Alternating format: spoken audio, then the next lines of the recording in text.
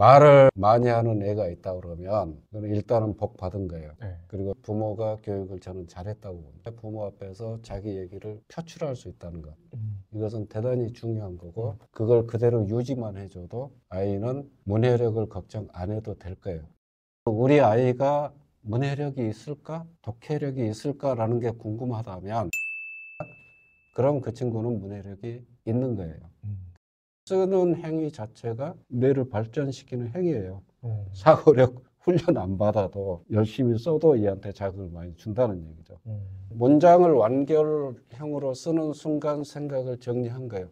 생각이 정리됐다는 얘기는 이미 논리적인 완결성을 가졌다는 얘기죠. 그래서 하위 80%는 사실 이해가 안 됩니다.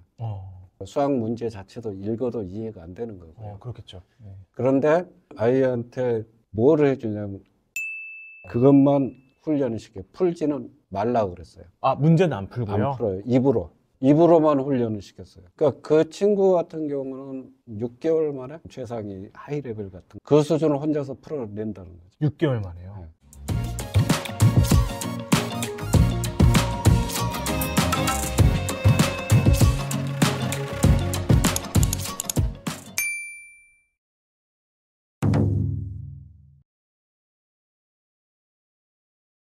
안녕하십니까. 실천할 수 있는 교육 정보만 드리는 가든 패밀리 브루스피디입니다. 오늘의 가든 게스트는요, CPS 교육연구소의 박주봉 소장님을 모셨습니다. 안녕하십니까. 안녕하세요. 20년간 사고력 한 우물만 파온 CPS 교육연구소장 박주봉입니다. 오늘 시간 내주셔서 감사합니다. 네. 20년 동안 사고력 한 우물만 파셨다고 말씀해 주셨는데요. 이런 부모님들은 생활 속에서 자기도 모르게 사고력을 올려준다, 이런 습관이 있을 것 같은데요. 우리 부모님들이 알면 좋을 생활 속 습관 여쭤봐도 될까요? 한 3가지 정도 얘기를 할게요. 첫 번째는 아이들 얘기에 귀를 많이 기울여 줬으면 좋겠다. 아이들 얘기를 무심코 지나쳐버리는 경우가 굉장히 많거든요. 근데 사실은 그 안에 아이들의 욕구라든지 이런 것들이 숨어 있다는 거죠. 그것을 찾아내는 것이 필요하다. 예를 들면 2학년짜리 애가 있었는데 이 친구는 계산도 잘하고 수학을 잘해요. 근데 문장으로 돼 있는 것만 나오면 패스시켜버려요. 이게 왜 그럴까 그랬는데 이 원인을 엄마는 잘 모르는 거지. 얘는 문장으로만 나오면 왜 이렇게 될까요? 그래서 저희가 한번 아이하고 상담을 해봤어요. 했는데 아이가 얘기를 안 하죠. 소장님한테요? 네, 우리한테도 얘기 안 하고 엄마한테도 누구한테도 얘기를 안 하는 거예요. 입이 터지는데 거의 한 달 이상 걸렸어요. 그러고 나서 이제 얘기를 하는데 글이 안 읽힌다는 거예요. 자꾸 직접적으로 왜 이게 싫으니 또는 뭐 이것도 왜 못 푸니 이런 형태가 아니고 이유가 뭔지를 다른 방식으로 자꾸 물어봐라라는 거죠. 넌지시 물어보고 그 과정을 계속 반복하다 보면 아이가 엄마한테 잘못된 것이든 좋은 것이든 얘기할 수 있는 어떤 틀이 생긴다. 두 번째는 이렇게 하면은 아이가 파악이 되잖아요. 네. 아이가 파악이 된 상태에서 엄마가 원하는 학습을 요구하라는 거예요. 그러니까 방금 얘기처럼 이 아이는 만약에 다른 아이들처럼 심화를 간다든지 선행을 갔다 그러면 꼬꾸라졌겠죠. 근데 엄마들은 주변의 엄마들, 주변의 아이들이 지금 뭘 하고 있는가에 초점을 맞추고 있어요. 그러다 보니까 이제 번아웃으로 가는 경계선에 있는 아이들이 굉장히 많습니다. 보통 최상위권 애들은 경계선에 들지를 않아요. 근데 중간, 중하위 같은 경우는 공부를 못하는 것 같지도 않고 따라는 가는 것 같은데 아주 애매한 선이 있어요. 못한다고 하면 아예 안 시킬 텐데 그건 아닌 것 같고 아주 뛰어나지도 않고 중간선상에 있는 이 친구들한테 얘는 밀어붙이면 할 것 같아 해서 밀어붙이잖아요. 이때 아이들은 얘기가 엄마하고 통하는 상태라면 어려움을 얘기해요. 그런데 그게 안 통하는 상태라면 시키는 대로 일단 받아들이고 그걸 따라다닙니다. 따라다니는데 안에서는 엄청난 스트레스로 쌓이고 있는 거죠. 이게 압박이 더 가해지면 넘어갑니다. 그게 번아웃인데 저희가 5학년, 6학년 때 많이 와요, 이게. 어머님부터 얘는 일단 한 템포 쉬고 가는 게 좋겠습니다. 근데 이제 어머니 입장에서는 좀 욕심이 있죠. 조바심이 나죠. 아무래도. 그러니까 계속 밀어붙였는데 한 5개월 있다 전화가 왔어요. 아무것도 안 하려고 한다고. 그러니까 넘어서 버린 거죠. 근데 이게 넘어서 버리게 되면 다시 복귀시키는 게 굉장히 어렵습니다. 주변에 따라하지 말고 아이를 알고 학습량을 조절해라라는 거예요. 세 번째 얘기는 사고력하고 문해력을 동시에 키워주는 방식이래. 양이 줄어지면은 아이가 한 문제랑 한 내용에 대해서 좀 깊게 생각할 수 있는 시간적 여유가 있어요. 그러면 어머니가 그 부분에 대해서 질문할 수 있는 시간이 됩니다. 설명을 해달라고 할 수가 있어요. 아이가 설명을 하려고 하면 머리 안에서는 그걸 어떻게 해야 되는 우선순위, 논리적인 순서 다 전개, 이게 사고예요. 네네. 그거를 어떻게 표현할 거냐, 이게 문해입니다. 네. 그게 같이 연결이 돼 있어요. 그래서 말을 많이 하는 아이일수록 문해력이 높아요. 이때 말을 많이 하는 건 친구들하고 뭐 장난치듯이 하는 그런 얘기가 아니고 완결된 생각을 완결된 문장의 형태로 얘기하는 습관을 만드는 것. 근데 일반적으로 부모와 자식 간의 대화는 일상적인 대화예요. 좀 더 완결된 형태에 나올 수 있는 건 뭐예요? 그건 학습 자료를 가지고 하는 거예요. 말이 많은 아이들이 문해력이 좋아진다라고 말씀을 해주셨는데 어떤 말을 어떻게 해줘야 될까요? 완결된 하나의 문장으로 얘기한다는 것이 굉장히 중요한데요. 근데 아이들하고 일상생활에서 얘기를 할 때는 그렇게 얘기 안 하잖아요. 문장으로 얘기하게 하려면 아이의 생각을 말하게 해야 되겠죠. 생활 속에 많은 상황들이 있을 텐데 네. 그 상황에서 너는 왜 이거를 하려고 하는지, 또는 엄마가 아이한테 어떤 지시를 했는데 아이가 안 하려고 한다. 그러면 왜 그렇게 해야 되는지, 너의 생각이 뭔지, 그러면 엄마를 설득해봐. 이런 것들이 아주 작은 것 같지만 굉장히 어려워요. 힘들죠. 보통 이제 학자들 얘기하는 게 질문의 95% 이상은 학교 들어가기 전에 다 끝난다. 유치원 단계까지 엄청나게 말을 많이 하고 질문도 많이 하고 물어보기도 많이 해요. 근데 엄마나 아빠하고 얘기해가지고 불편하다 그러면 얘기 안 하죠. 질문이 계속 닫아지는 거죠. 그게 초등학교만 들어가도 닫아져요. 말을 많이 하는 애가 있다 그러면 일단은 복 받은 거예요. 네. 그리고 부모가 교육을 저는 잘했다고 봅니다. 부모 앞에서 자기 얘기를 표출할 수 있다는 것. 이것은 대단히 중요한 거고, 그걸 그대로 유지만 해줘도 아이는 문해력을 걱정 안 해도 될 거예요. 흔히 문해력을 굉장히 고도의 어떤 작업이라고 생각을 하는데, 아주 심플하게 생각해 보면 타자와의 대화 능력이에요. 말로 하는 과정에서 상대방이 하는 얘기를 정확하게 알아듣고 반응하는 것, 이것도 문해력이에요. 근데 이 말이 대신 문자로 바뀌었다? 그게 책 읽는 그것도 책 읽는 거예요. 그럼 그게 대화잖아요. 글 쓴 사람과의 대화. 네. 그거를 이해하고 받아들인, 그게 바로 문해력이라는 거죠. 고도의 어떤 훈련이 필요한 게 아니고 생활에서 말로 된 거를 글로 바꿔주는 것, 그 작업인 거죠. 그래서 평소에 그거를 복 받았다 생각하고 다 받아주시라라는 그 과정에서 아까 얘기했듯이 가급적이면 완결된 생각을 자꾸 얘기하게 해라. 문해력에 대해서 부모님들이 흔히 알고 계신 오해 이런 게 있다면 조금 꼽아줄 수 있으실까요? 두 가지 정도 될 것 같아요. 네. 첫 번째는 독서하고 문해력을 같은 것으로 본다는 거예요. 독서를 많이 하면 문해력은 커질 것이다. 제가 답을 얘기하면 독서의 영역과 문해력의 영역은 좀 다르다. 문해력은 정확하게 얘기하면 국어예요. 자, 우리가 글자를 모를 때는 말하기, 듣기예요. 이제 학교 들어가면 책으로 나오죠. 읽기, 쓰기. 그렇기 때문에 그거를 알아듣는 거잖아요. 네네. 국어를 왜 배웁니까? 그거를 알아듣기 위해서 배우는 거죠. 네. 독서는 왜 하느냐? 독서는 국어를 배우기 위해서 독서를 하는 게 아니에요. 독서는 자기의 철학적 지평을 넓히고 지식을 확장시키고 뭐 이런 측면에서 독서를 하는 것이지, 독서를 통해서 국어를 하겠다는 게 아니죠. 그래서 문해력을 키우려면 독서를 해야 된다. 이 생각은 좀 버렸으면 좋겠다. 그리고 이제 두 번째, 독서라고 하는 것의 목적을 정리를 할 필요가 있어요. 최근에 문해력이 강조되고 있는 거는 AI가 등장하고 있다는 거예요. 가르치고 하는 거는 AI가 더 잘할걸? 지식도 AI가 더 잘할걸? 인간은 할 수 있는 게 뭐지? 그럼 인간은 질문이라도 할 줄 알고 AI가 답 주는 것을 알아들을 줄라도 있어야 되지. 생각하는 것과 문해력이 연결이 돼 있다. AI 시대 또는 뭐 고교 학점제 또 마찬가지입니다. 사고력, 문해력이 강조되고 있는 시기인데, 독서를 하는 목적이 뭐냐라는 거를, 그러니까 예를 들어서 목적이 철학적인 지평 넓히기, 네. 또는 지식 넓히기, 이런 것이라고 한다면은 주관적으로 책을 읽어도 얼마든지 허용이 돼요. 그런데 문해력을 위한 목적으로 독서를 한다 그러면 객관적으로 읽어야 돼요. 그것이 국어 시간에 가르쳐 주는 거죠. 다 배우고 있는데 바깥에서 찾고 있어요. 교과서에 이미 객관적으로 읽어야 되는 건 가르쳐 주고 있어요. 주관적 감상이 아니라 독해까지 붙잡을 수 있는 그런 독서법을 좀 여쭤보고 싶은데요. 자, 부모님이 집에서 해줄 수 있는 방법들을 저학년과 고학년으로 나눠서 설명을 부탁드려도 될까요? 저희가 학생들을 보면 제대로 읽지 못하는 아이들 굉장히 많아요. 우리 아이가 문해력이 있을까? 독해력이 있을까라는 게 궁금하다면 책을 읽혀봐라. 낭독을 시켜봐라. 낭독에 어떻게요? 그냥 이 한 페이지를 주고 소리내서 읽어보라고 그래라. 읽는 것이 더듬거리지 않고 굉장히 자연스럽고 보통의 속도로 발음도 틀리지 않고 정확하게 나간다? 그럼 그 친구는 문해력이 있는 거예요. 준비가 된 겁니다.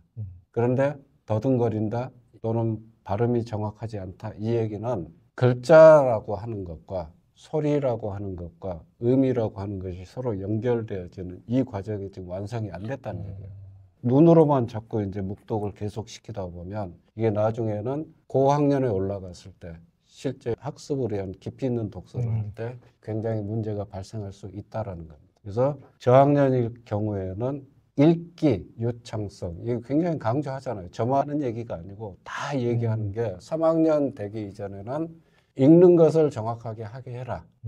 그 읽기가 굉장히 중요해요. 근데 그거를 초등학교 1학년, 2학년, 3학년 이런 애들한테 눈으로 계속 읽히고 있다는 거죠. 왜 읽는 것의 중요한 의미가 방금 얘기한 거죠. 소리, 문자, 의미. 이게 통합이 되는 거예요. 글자를 배우지 못한 사람이 있다고 가정을 해봅시다. 네. 그 사람은 말로는 다 의사소통이 되잖아요. 그렇죠. 즉 소리하고 뜻하고는 연결이 연결돼요. 돼 있잖아요. 네. 그리고 문자라고 하는 거는 후천적으로 학습을 해야 되는 겁니다. 근데 초등학교 들어가기 전까지 책 읽어주고 하다가 초등학교 1학년 딱 들어가면 학교에서는 아마 소리내어 읽기 할 겁니다. 근데 집에서는 독서만 시켜요. 눈으로만. 그러니까 그것이 완벽하게 연결되는 시간이 없어지는 거예요. 훈련이 안 되는 거죠. 그러면 고학년에 가서 굉장히 애로사항을 겪는다. 그래서 그걸 꼭 했으면 좋겠고. 또 한 가지 한글의 특징이 있어요. 한글에는 뭐 국외음화라든지 두음법칙 네네. 이런 것들처럼 발음 법칙들이 있어요. 그 영어는 많이 배울 거예요. 파넥스나 이런 데서. 근데 국어 파넥스 가르치는 것 없죠. 못 봤죠. 독서라고 하는 것을 정확하게 제대로 시키고 싶다 그러면 일단은 제대로 글자, 소리, 의미가 연결되는 과정을 훈련시켜주고 그게 낭독이에요. 초등학교 3학년 때 그것만 완성시켜줘도 문해력에서 문제가 발생하지는 않을 거예요. 야, 진짜 뭐 비싼 콘텐츠 읽힐 필요 없이 그냥 지금 읽는 책을 소리내서 읽는 연습만 시켜줘도 네. 문해력의 기본부터 시작해서 상위권으로 치고 나갈 수 있다는 거잖아요. 네. 그리고 실제 교과서가 그렇게 편성이 돼 있어요. 음. 사실 일주일에 책을 3권을 읽으라고 한다? 어른 읽습니까? 못 읽죠. 못 읽죠. 한 달에 한 권 읽기도 사실 벅차요. 그런데 막 10권, 일주일에 3권 이런 식으로 주면은 책 자체가 싫어져요. 그런 애를 봤어요. 4학년짜리. 책을 주면은 책 읽기 싫어요. 왜? 아주 징그러워요. 왜 책에 대해서 그런 강력한 거부감을 갖게 만드느냐는 거죠. 그래서 그런 부분들을 좀 생각하시면서 훈련을 했으면 좋겠다. 저학년 때 야, 이거 한 번 더 챙겨주세요. 집에서 네. 할 수 있는 꿀팁 한번 말씀 부탁드릴까요? 전자책으로 읽는 케이스도 또 많아요. 그러니까 독서 프로그램들 패드. 보면 전자책 패드로 나와 있는 것들이 굉장히 많은데 일단 초등학생들은 종이책을 읽어라. 종이책은 한 두세 가지 정도의 장점이 있어요. 첫 번째는 오감으로 읽을 수 있다는 겁니다. 일단 시각적으로 두툼하네, 얇네 뭐 이런 느낌이 있잖아요.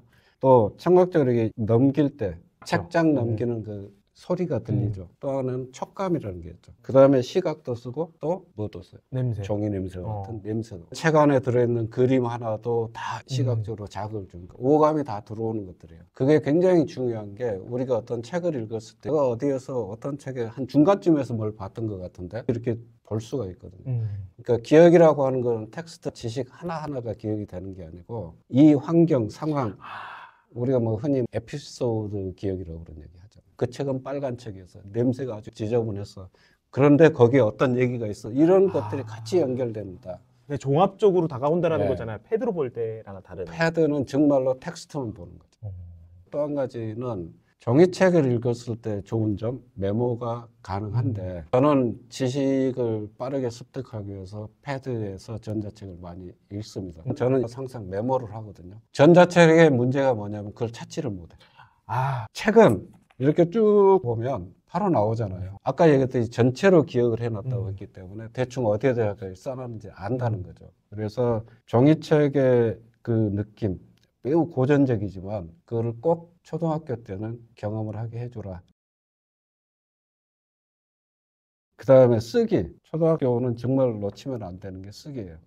제 친구 중에 교수 친구가 저한테 하소연한 얘기예요. 리포트를 썼는데 한 페이지를 해독하는데 거의 1시간 걸렸다.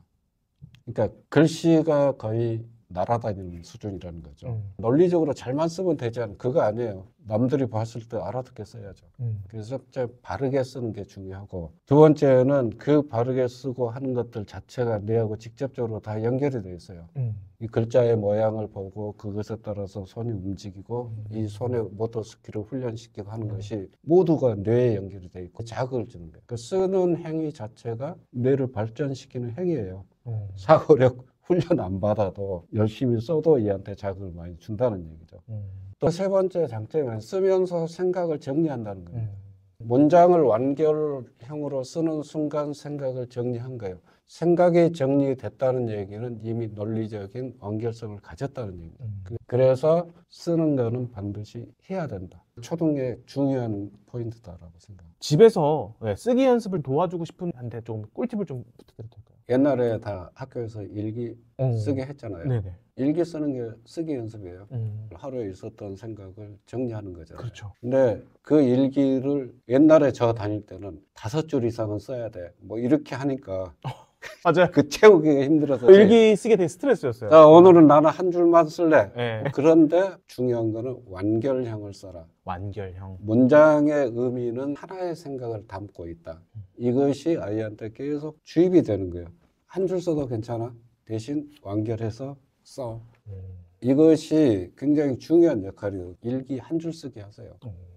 그리고 한 줄 쓰다 보면 2줄이 써집니다. 물론 저희가 트레이닝을 시켜보면 글쓰기를 할 때 트레이닝을 어떻게 시키냐면 한 줄짜리부터 시킵니다. 주제는 저희가 뭐 한 3, 40가지 다 줘요. 이 중에서 너 쓰고 싶은 거 한 줄 써봐. 자기가 쓰고 싶은 거 쓰라는 거죠. 그리고 2줄, 그리고 3줄. 이게 한 20일, 30일 이 정도만 쓰잖아요. 그러면은 쓰는 것이 굉장히 자연스러워져요. 생각이 글로 전환되는 속도가 굉장히 빨라진다는 거죠.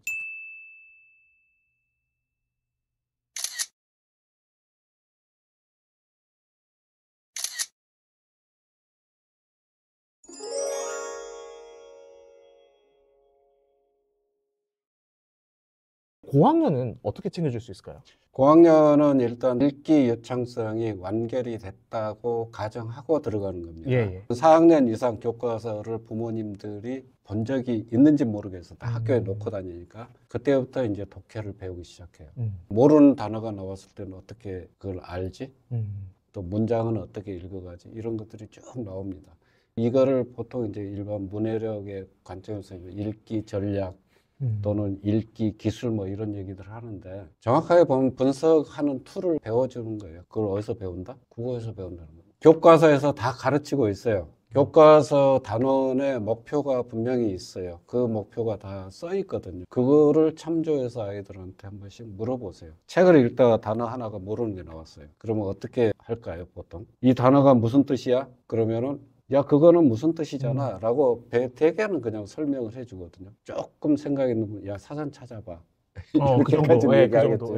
근데 사실은 글을 쓰는 사람은 단어를 굉장히 고심해서 선택을 해요.